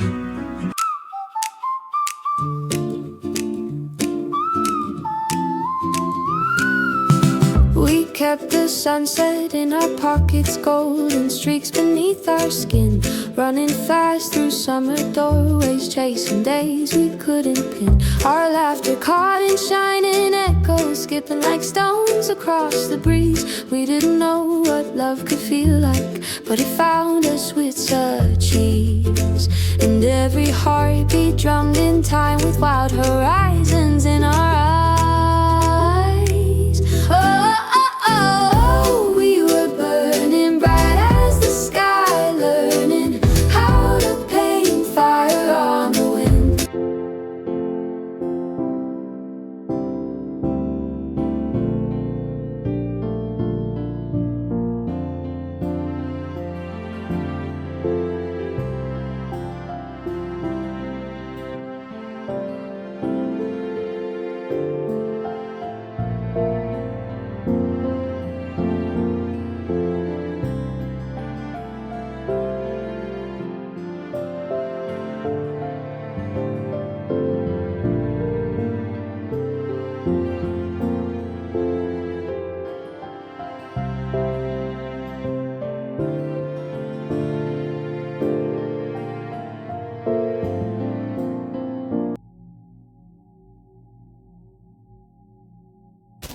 In the winter of 2001, inside of a Southern California police department, a fax machine in the corner of the room suddenly came to life. A moment later, a few pieces of paper fell out of the machine onto a tray, and a police officer walked over and began reading them. And as he did,